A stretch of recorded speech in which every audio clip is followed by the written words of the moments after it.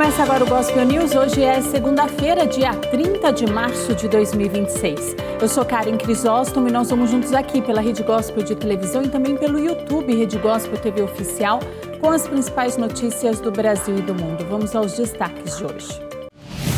Alexandre de Moraes pede esclarecimentos após Eduardo dizer que vídeos seriam vistos pelo pai. Contas do governo registram déficit primário de 30 bilhões de reais em fevereiro. Motor de avião explode após decolagem em Guarulhos. New York Times diz que mais de 50 mil soldados norte-americanos estão no Oriente Médio. Corpo de jovem é encontrado dentro de congelador em Vitória da Conquista. Atlético vence o Botafogo e assume a vice-liderança do Campeonato Brasileiro. Essas e outras notícias do Brasil e do mundo, agora no Gospel News. Boa noite. O ministro do Supremo Tribunal Federal, Alexandre de Moraes, deu um prazo de 24 horas para que os advogados do ex-presidente Jair Bolsonaro expliquem uma publicação em que o filho dele afirma fazer um vídeo para mostrar ao pai. O ex-deputado Eduardo Bolsonaro e o senador Flávio Bolsonaro participaram do evento CEPAC nos Estados Unidos nesse final de semana. Durante a fala, Eduardo Bolsonaro disse estar gravando um vídeo ao pai. Mas caso Bolsonaro tenha acesso ao vídeo do filho, o episódio pode configurar descumprimento de medida cautelar, fazendo com que ele volte a cumprir pena no complexo da Papuda. No despacho, o ministro Alexandre de Moraes lembrou que Jair Bolsonaro está proibido de usar o celular, entre as restrições. O ex-presidente também está proibido de usar telefone ou qualquer outro meio de comunicação externa ou por intermédio de terceiros. As contas do governo registraram um déficit primário de 30 bilhões de reais no mês passado. Segundo o Tesouro, o aumento real nas despesas se concentrou na educação por conta do aporte no programa do Pé de Meia. Foram quase 3 bilhões e meio de reais injetados. O valor também ficou maior por conta das contas com pessoal e encargos sociais, 2 bilhões e 200 milhões de reais a mais. O governo Lula preparou um pacote com medidas que soma mais de 400 bilhões de reais em gastos com programas sociais neste ano. Quase metade desse orçamento é destinado ao programa Bolsa Família. As ações do governo federal acontecem em ano eleitoral e miram os mais pobres, a classe média e parte do setor empresarial. Bolsa Família, Farmácia Popular e Gás do Povo são os principais programas do governo federal neste ano. Ao todo, eles somam quase 170 bilhões de reais. Mas há um outro que também ganhou espaço e pode fazer a diferença nas urnas eletrônicas: o Pé de Meia, o mais novo e recente programa populista do governo. Oferece mesada aos estudantes do ensino médio. Para a classe média, ao Minha Casa e Minha Vida reformulado. Semana passada, o governo petista anunciou reformulações no programa, com novos valores para ingresso nos programas. Os empresários também são contemplados com acesso ao crédito. O programa Nova Indústria Brasil conta com 70 bilhões de reais. Mas todas essas estratégias do governo federal não surtiram efeito imediatos, e isso pode ser visto nas recentes pesquisas eleitorais. Na semana passada, uma pesquisa mostrou que a taxa dos que desaprovam o petista subiu para 61%, maior patamar desde março de 2024. Na noite de ontem, o motor de um avião explodiu logo após a decolagem no Aeroporto Internacional de Guarulhos, em São Paulo. O piloto fez uma manobra de retorno e um pouso de emergência alguns minutos depois. Não houve feridos. O avião da Delta Airlines decolou pouco antes da madrugada desta segunda-feira com destino Atlanta, nos Estados Unidos. Segundos depois, houve uma explosão no motor esquerdo da aeronave.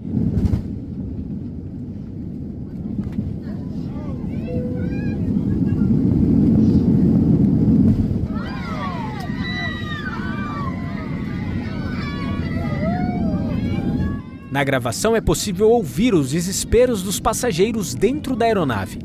Deste ângulo, é possível ver o momento da explosão durante a decolagem. Segundo a plataforma Flight Radar 24, todo o voo durou cerca de 9 minutos e 12 segundos. Uma transmissão ao vivo mostrou o exato momento do incidente e também o pouso de emergência alguns minutos depois. Durante a ação, é possível ouvir a expressão Mayday, Mayday, acionada quando há alguma emergência durante o voo. Delta 104, Mayday, Mayday, where's fire rescue? Uma pessoa conseguiu filmar a aeronave no trajeto de retorno ao aeroporto. Em nota, a companhia informou que ocorreu um problema mecânico no motor e que os passageiros foram levados de ônibus até o terminal. 272 passageiros e 14 tripulantes estavam a bordo. Ninguém ficou ferido. Israel aprovou hoje o orçamento de 2026 com um grande aumento de gastos com defesa. 236 bilhões de reais serão destinados ao Ministério da Defesa.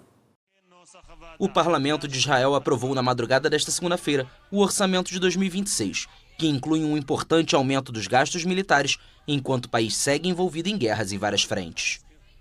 O valor total previsto para este ano é de aproximadamente 850 bilhões de shekels, 1,4 trilhão de reais, dos quais mais de 236 bilhões de reais serão destinados ao Ministério da Defesa.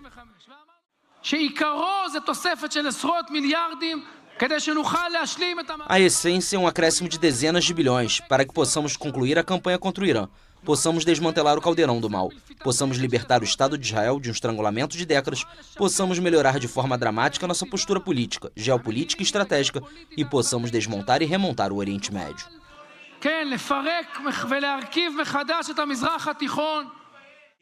A votação, que evitou o colapso automático do governo e eleições antecipadas caso não fosse aprovado um orçamento, foi apertada, com 62 votos a favor e 55 contra. O principal líder da oposição, Yair Lapid, disse que este é o maior roubo da história de Israel. 6 bilhões de shekels são verbas de coalizão, que este governo está destinando a si próprio para a corrupção e desvio de fundos.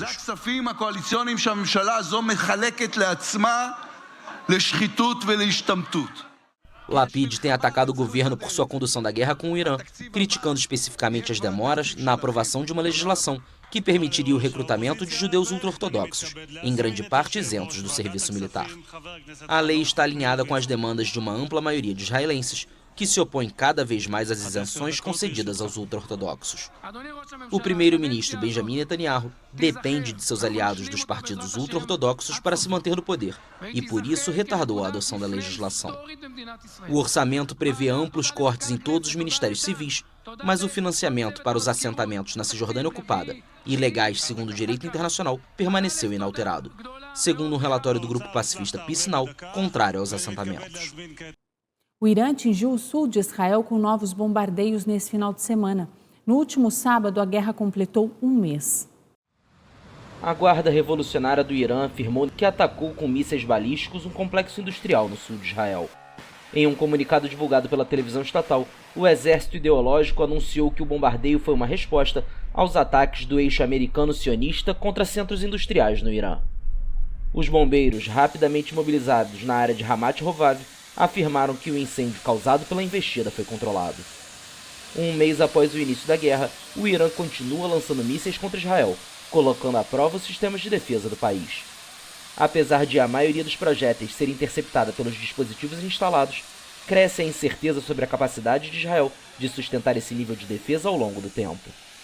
Após ameaçar atacar universidades americanas no Oriente Médio, o governo da República Islâmica disse que pode alvejar o porta-aviões americano USS Abraham Lincoln se o navio entrar em uma área de alcance de tiro. Teherã também acusou Washington de planejar em segredo uma ofensiva terrestre em território iraniano. Segundo o jornal Washington Post, que cita fontes do governo americano que pediram anonimato, o Pentágono se prepara para executar operações terrestres de várias semanas que não seriam uma invasão em larga escala, mas incursões de forças especiais no Irã. Ao mesmo tempo, a diplomacia parece ganhar força para tentar encerrar a guerra, que já dura mais de um mês. O governo paquistanês recebeu neste domingo em Islamabad os chanceleres de Arábia Saudita, Egito e Turquia para discutir um plano de negociações sobre a guerra no Oriente Médio. De acordo com o ministro das Relações Exteriores do Paquistão, Ishaq Dar, o país está pronto para intermediar e sediar negociações significativas entre os Estados Unidos e o Irã para pôr fim ao conflito, destacando o apoio crescente aos seus esforços de paz, inclusive das Nações Unidas e da China. Em outra frente da guerra, o primeiro-ministro de Israel, Benjamin Netanyahu, afirmou que ordenou às Forças Armadas que ampliem ainda mais uma zona de segurança no Líbano, em meio a uma campanha militar no país vizinho. Segundo o Ministério da Saúde libanês, desde o início da guerra, ataques israelenses mataram mais de 1.200 pessoas, deixaram mais de 3.500 feridos, além dos mais de 1 milhão de deslocados por bombardeios e ordens de expulsão do exército de Israel. O presidente dos Estados Unidos, Donald Trump, ameaçou destruir a ilha de Karg, caso um acordo para a reabertura do Estreito de Hormuz não seja fechado nos próximos dias. Donald Trump disse que os Estados Unidos estão em negociações sérias com o Irã, mas também considerou improvável que se chegue a um acordo.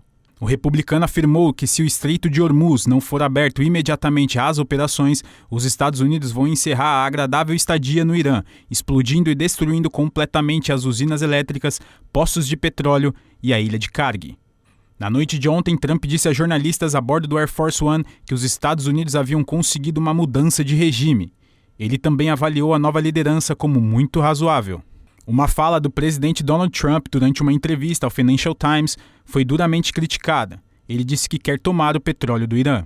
O republicano chegou a dizer que poderia controlar a indústria petrolífera iraniana por tempo indeterminado e mencionou o caso da Venezuela. O jornal The New York Times afirmou que mais de 50 mil soldados norte-americanos já estão no Oriente Médio.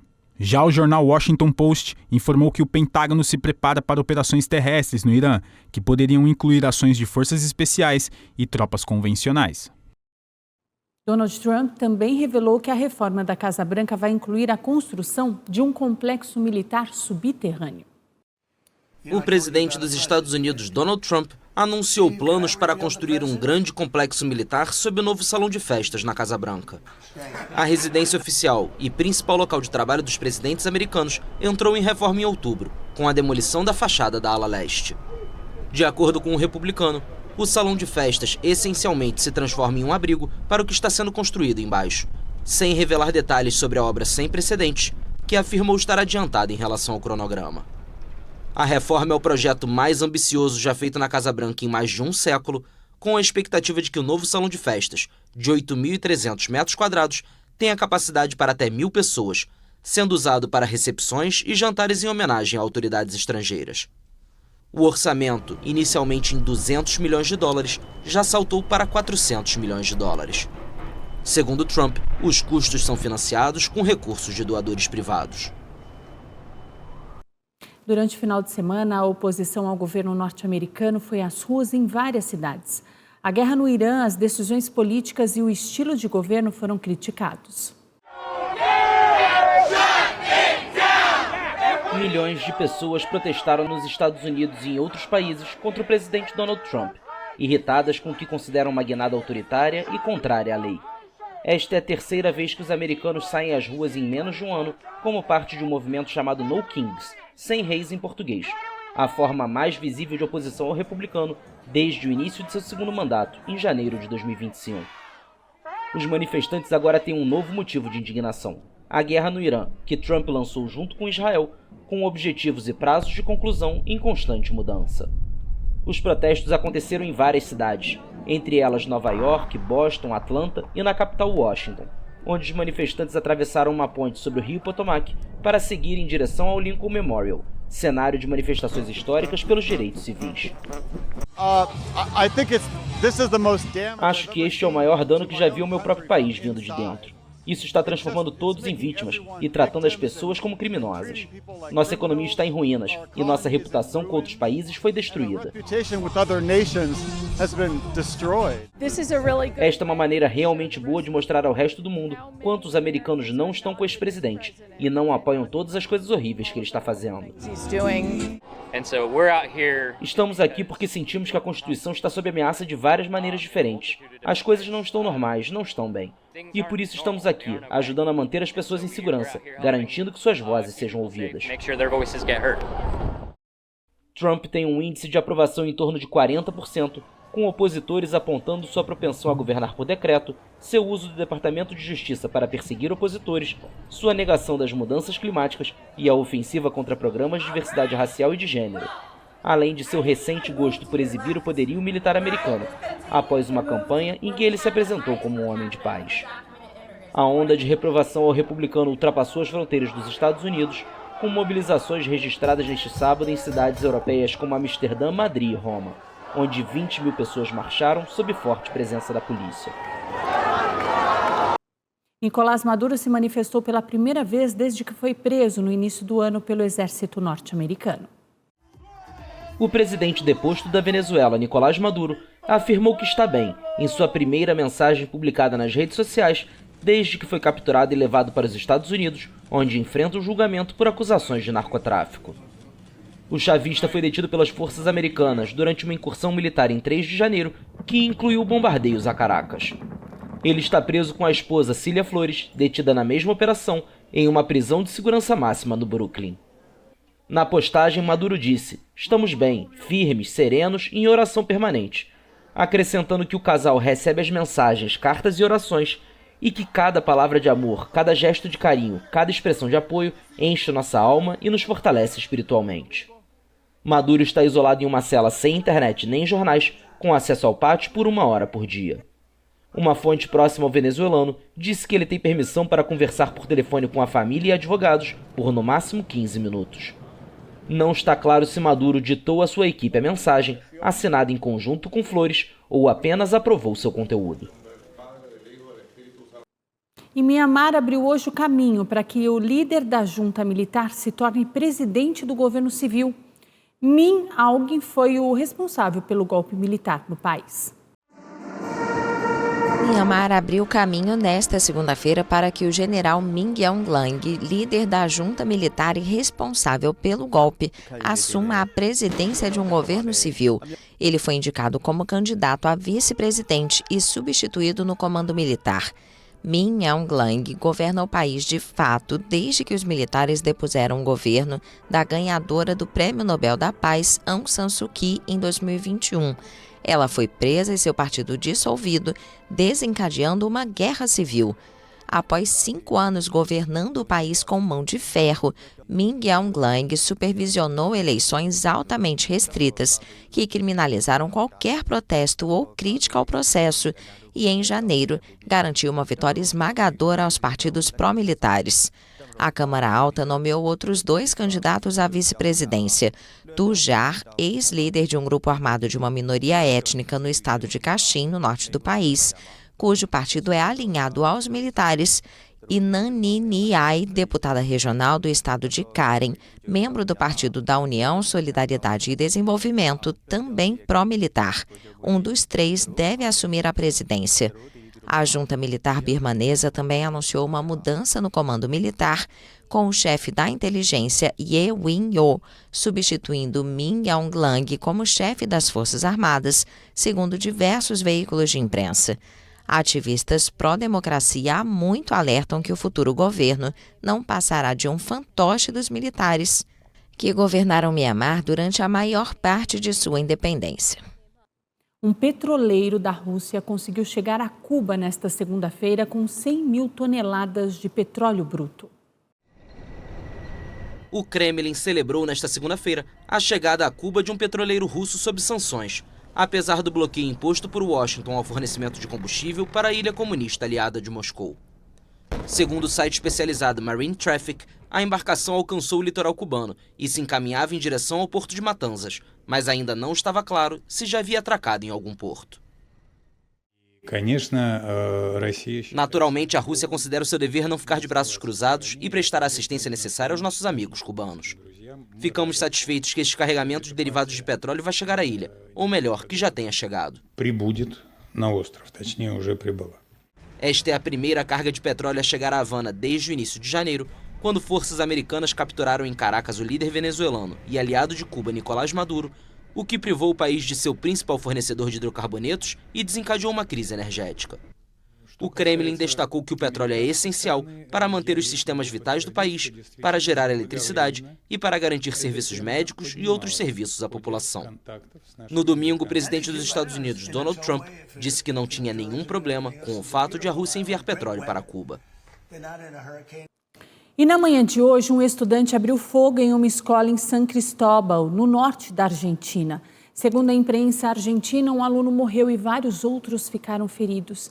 Segundo informações, o jovem teria entrado com uma espingarda dentro de um estojo e também uma guitarra e abriu fogo durante a cerimônia de hasteamento da bandeira. O criminoso foi contido por uma funcionária. E no próximo bloco, mulher atropela 4 crianças em condomínio de Guarulhos. E ainda, jovem encontrada morta dentro de congelador na Bahia.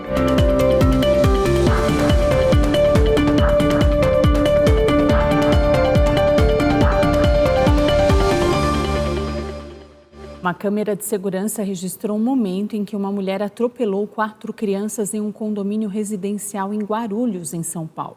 As imagens mostram as crianças sentadas em círculo na rua quando um carro se aproxima e as atinge.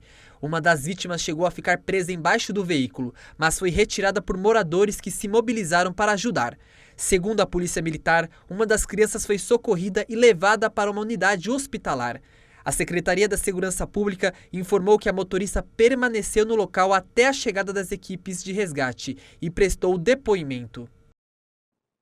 Um jovem foi morto a tiros no dia do próprio aniversário na zona norte do Rio.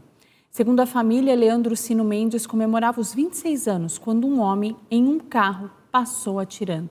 A vítima não possuía anotações criminais e o caso é investigado pela Delegacia de Homicídios. Um homem foi preso no final da noite de ontem após manter a ex-mulher e a filha reféns em um apartamento na Barra da Tijuca, no Rio de Janeiro.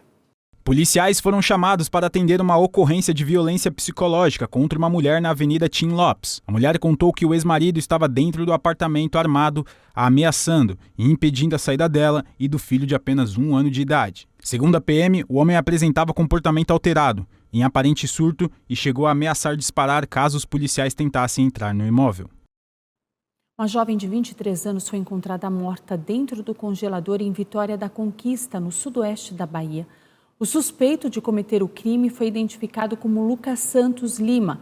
Ele foi preso na manhã de hoje.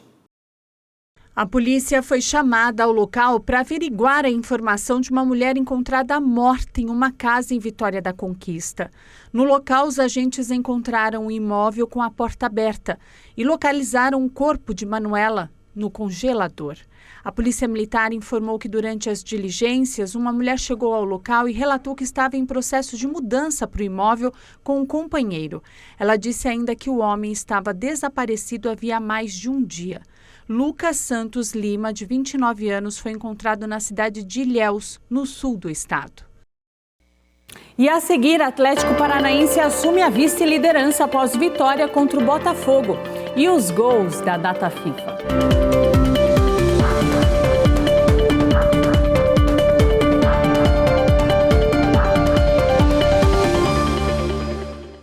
Atlético Paranaense e Botafogo foram a campo para uma partida atrasada do Campeonato Brasileiro. Vamos ver. Kevin Viveiros tomou a frente do jogador botafoguense, ganhou a disputa e avançou livre para abrir o placar aos 3 minutos de partida. No final do primeiro tempo, Edenilson aproveitou uma sobra dentro da área e empatou para o Botafogo.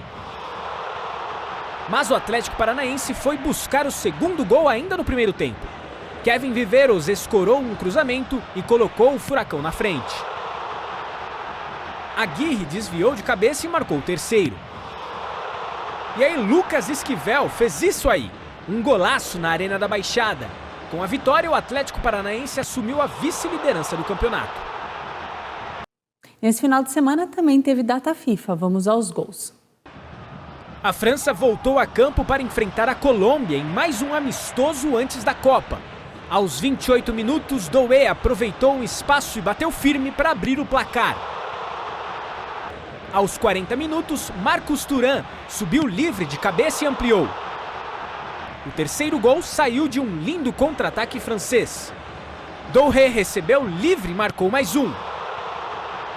A Colômbia diminuiu com Hamilton Campas, mas foi só isso, 3-1 para a França. O Gospel News desta segunda-feira fica por aqui. Eu desejo a todos vocês uma ótima noite. Amanhã, a partir das 7, estamos de volta com as principais notícias do Brasil e do mundo. E até lá, você fica muito bem informado no YouTube Rede Gospel TV Oficial e também no Spotify Gospel News em 3 minutos. Uma boa noite a todos e até amanhã.